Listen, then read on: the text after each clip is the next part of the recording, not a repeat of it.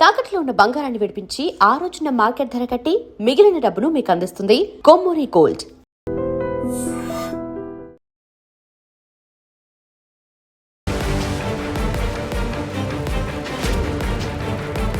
Welcome to IG news. This is Pawan. So నాన్వేషణ case అయితే ప్రస్తుతం సోషల్ మీడియాలో చాలా విపరీతంగా వైరల్ అవుతుంది. సో మన పంజాగుట్ట పోలీస్ స్టేషన్ నుంచి ఇన్స్టాగ్రామ్కి ఒక లెటర్ వెళ్ళింది.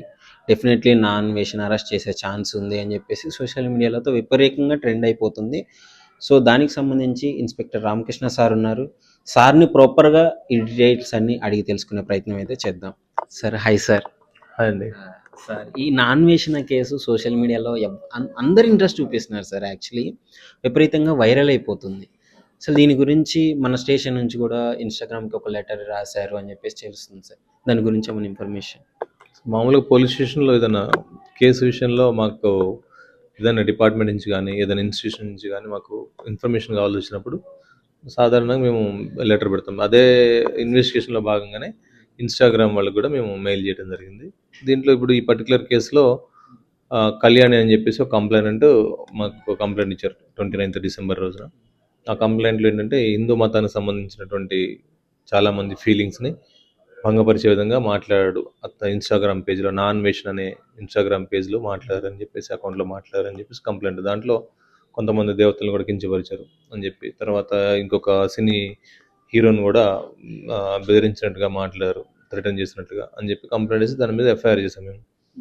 ఆ ఎఫ్ఐఆర్లో బిఎన్ఎస్ సెక్షన్స్ 351, 79, 299 తర్వాత ఐటీ యాక్ట్స్ కింద కేసు కట్టి దాంట్లో ప్రైమరీ ఇన్ఫర్మేషన్ మేము కలెక్ట్ చేయడానికి ఆ ఇన్స్టాగ్రామ్ సోషల్ మీడియాలో జరిగింది కాబట్టి దానికి సంబంధించిన ఆ అకౌంట్ పర్టికులర్ అకౌంట్ ఎవరిది దాని డీటెయిల్స్ కోసం మేము అడిగాం. ఆ అకౌంట్ అవన్నీ డీటెయిల్స్ అన్ని వచ్చిన తర్వాత ఫర్దర్గా మాకు కావాల్సిన ఇన్ఫర్మేషన్ మళ్ళీ అవసరం ఉంటే అడుగుతాం, మళ్ళీ దాని మీద ప్రొసీడ్ అవుతాం అనమాట.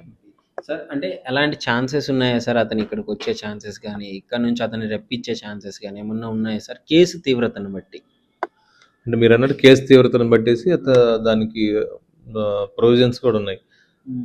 నోటీస్ సర్వ్ చేయడం, లేదంటే అరెస్ట్ చేయాలి అనుకుంటే అరెస్ట్ కూడా చేయడానికి అవకాశం ఉంటుంది. ఎందుకంటే నేరం ప్రూవ్ అయితే ఎవరినైనా చట్టం దాని ప్రకారం చేయాలి. మన పంజాగుట్టలోనే కాకుండా వేరే స్టేషన్స్లో కూడా అతని మీద కేసెస్ ఫైల్ అవుతున్నాయి సార్. కొంచెం నెంబర్ ఆఫ్ మెంబర్స్ వచ్చి అతని మీద ఫైల్ చేయడం జరుగుతుంది. అదేమన్నా స్ట్రాంగ్ అయ్యే ఛాన్స్ ఉందా సార్ అలా చేయడం వల్ల?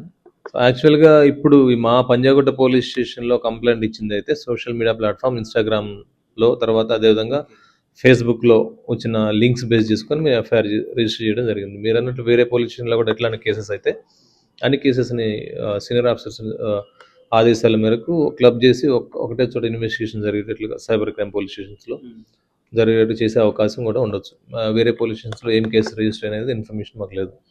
సో మనమైతే ఇప్పుడు ఆ యూజర్ ఐడి అతందా కాదా అని కన్ఫర్మేషన్ కోసం అయితే ఒక లెటర్ పంపించిన మా డీటెయిల్స్ కోసం అంతే కదా సార్? అది ఒక కలెక్షన్ ఆఫ్ ఎవిడెన్స్లో అదొక భాగం. దాంట్లో ఉండే పర్సన్ ఏ యూజర్ ఐడి నుంచి మాట్లాడు, ఏ అకౌంట్ నుంచి మాట్లాడదు అనేది ఆ సందర్భం అయినప్పటికీ, బట్ అదొక కలెక్షన్ ఆఫ్ ఎవిడెన్స్లో అదొక భాగం అనమాట. అంటే చాలా మంది సార్ మాట్లాడడం జరుగుతుంది, నాతో కూడా అనడం జరుగుతుంది, అతను ఇక్కడ లేడీ ఇండియాలో, అతను వచ్చే ఛాన్సెస్ లేవు అని. ఇది ప్రాసెస్ ప్రకారం వెళ్తుంది కానీ అతను రావడం కష్టం అని చెప్పేసి చాలామంది మాట్లాడడం జరుగుతుంది. సో దాని గురించి ఒక చిన్న క్లారిటీ సార్. ఇన్వెస్టిగేషన్ చేసిన తర్వాత ఫైనల్గా దాంట్లో ఫైనల్ రిపోర్ట్ వేయడం అనేది ఒకసారి ఎఫ్ఐఆర్ రిజిస్టర్ అయిన తర్వాత రెగ్యులర్ జరిగే ప్రొసీజర్. దాంట్లో అరెస్ట్ చేయాలి చేయొద్దు అనేది ఇన్వెస్టిగేషన్ ఆఫీసర్ దాని యొక్క మెరిట్స్ బేస్ చేసుకొని చేస్తారనమాట.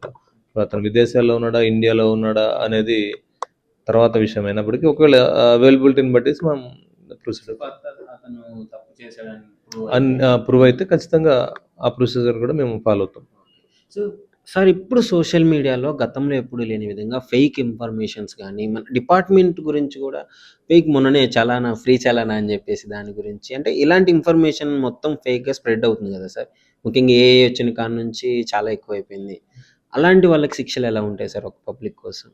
అంటే మీరు అన్నట్టు ముందు పబ్లిక్ అందరికి కూడా పోలీస్ డిపార్ట్మెంట్ నుంచి చాలామంది చెప్పారు.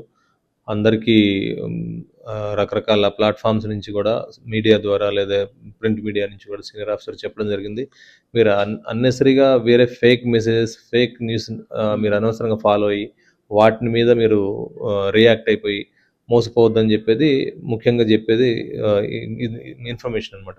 సో దాన్ని బేస్ చేసుకుని మీరు ఏదైనా మోసపోవడం కనుక జరిగితే సిటీలో సెంట్రల్ పోలీస్ స్టేషన్ ఉంది, దాంట్లో సైబర్ క్రైమ్ వింగ్ ఒకటి ఉంది. అట్ ది సేమ్ టైం ప్రతి పోలీస్ స్టేషన్లో వాళ్ళ జ్యుడిషియల్ పాయింట్ ఆఫ్ వ్యూలో సైబర్ అఫెన్సెస్ని మేము రిజిస్టర్ చేస్తాం. మా దగ్గర సపరేట్ వింగ్ కూడా ఉంది.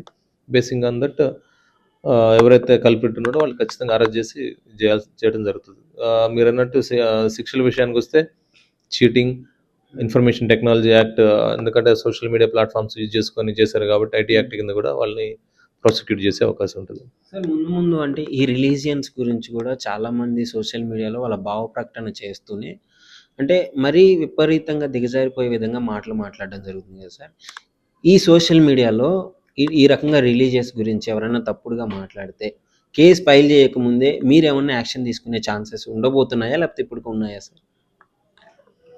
కేసు రిజిస్టర్ చేయడం అనేది ఒక ప్రివెన్షన్ ఆఫ్ క్రైమ్లో ఒక భాగం. అది ఎఫ్ఐఆర్ రిజిస్టర్ చేయడం అనేది నేరాన్ని కంట్రోల్ చేయడంలో ఒక భాగం. అది అట్లాంటి నేరాలు చేసిన వ్యక్తిని ఎఫ్ఐఆర్ రిజిస్టర్ చేసి సరైన చట్టరీత్యా తగు చర్య తీసుకున్నప్పుడే అది ఆటోమేటిక్గా కంట్రోల్ అయ్యే అవకాశం ఉంటుంది. సో చాలా ప్లేసెస్లో అట్లాంటి వాటికి బైండ్ ఓవర్ చేసాము. కొన్ని కేసెస్లో సైబర్ పోలీస్ రెగ్యులర్గా దాంట్లో ఇతర రాష్ట్రాలకు వెళ్ళి నిందితులను పట్టుకురావడం జరుగుతుంది దాంట్లో. Okay sir. సో ఫైనల్గా అవేర్నెస్ కోసం పబ్లిక్కి ఈ సోషల్ మీడియా ప్లాట్ఫామ్స్లో విపరీతంగా మోసపోతుంటారు, ఫేక్ నమ్ముతుంటారు, డేటింగ్ యాప్స్లో కూడా మోసపోతుంటారు, వాళ్ళకు ఒక చిన్న సజెషన్. డేటింగ్ యాప్స్ ఇవన్నీ చాలామంది రహస్యంగా ఉంచుకోవాలని చెప్పి బయటకు రారు. కొంతమంది పోలీస్ స్టేషన్కి వస్తారు, వచ్చినప్పుడు అవి బయటకు వస్తాయి. అట్లాంటి వాటిలో మేము కొన్ని సజెషన్స్, దాంతోపాటు పోలీస్ స్టేషన్లో కేసు రిజిస్టర్ చేయడం జరుగుతుంది. దాంతోపాటు ఇంకా కొంతమంది పోలీస్ అని చెప్పేసి డిజిటల్ అరెస్ట్ అని చెప్పేసి ఈ మధ్య చాలా ఎక్కువ అవుతుంది. ఆ డిజిటల్ అరెస్ట్ అనేది ఎక్కడ ఉండదు. పోలీస్ ఆఫీసర్ అరెస్ట్ చేయాలంటే మీ దగ్గరికి వచ్చి పర్సనల్గా వచ్చి అరెస్ట్ చేస్తారు, లేదా అదర్వైజ్ నోటీస్ ఇస్తారు, కాల్ ఫర్ చేస్తారు పోలీస్ స్టేషన్కి రమ్మని చెప్పేసి. ఆటోమేటిక్ మీకు తెలిసిపోతుంది పోలీస్ కాల్ చేశారా లేకపోతే ఫేక్ పర్సన్ కాల్ చేశారా అనేది.